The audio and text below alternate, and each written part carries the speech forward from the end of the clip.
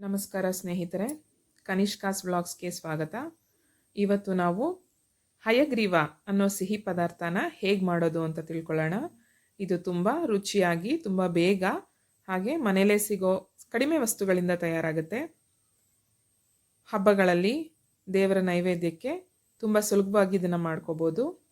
ಇದಕ್ಕೆ ನಾನು 2 ಕಪ್ಪು ಕಡಲೆಬೇಳೆನ ನೆನೆಸಿಟ್ಕೊಂಡಿದ್ದೀನಿ, 1 ಕಪ್ಪು ಕೊಬ್ಬರಿ ತುರಿ, 1 ಕಪ್ಪು ಬೆಲ್ಲ ತುರಿದು ರೆಡಿ ಮಾಡಿ ಇಟ್ಕೊಂಡಿದ್ದೀನಿ. ಮೊದಲಿಗೆ ಕಡಲೆಬೇಳೆನ ನೆನೆಸ್ಕೊಂಡು 3/4 ಗಂಟೆವರೆಗೂ ನೆನೆಸ್ಕೊಂಡ್ರೆ ಸಾಕು.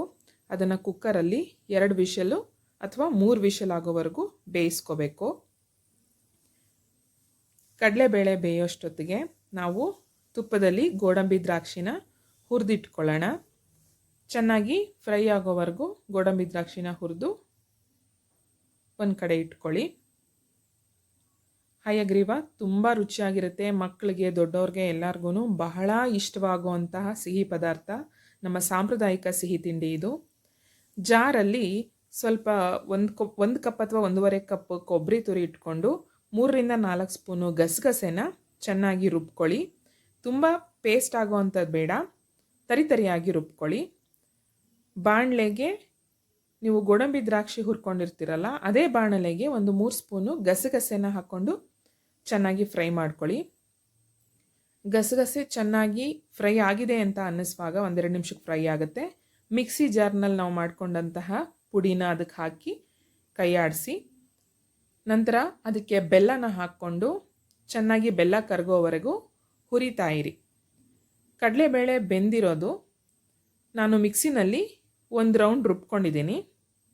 ಕಡಲೆಬೇಳೆ ಹಾಗೆ ಬಾಯಿಗೆ ಸಿಕ್ಕಿದ್ರೆ ಕೆಲವರು ಇಷ್ಟಪಡೋದಿಲ್ಲ, ಅದಕ್ಕಾಗಿ ನಾನು ಕಡಲೆಬೇಳೆನ ಮಿಕ್ಸಿಲಿ ಒಂದು ಸುತ್ತು ರುಬ್ಕೊಂಡಿರೋದು. ಇಷ್ಟು ಮಿಶ್ರಣನ 1-2 ಸ್ಪೂನ್ ತುಪ್ಪ ಹಾಕ್ತಾ ಚೆನ್ನಾಗಿ ಬಾಡಿಸ್ಕೋಬೇಕು, ಎಲ್ಲ ಹೊಂದ್ಕೋಬೇಕು.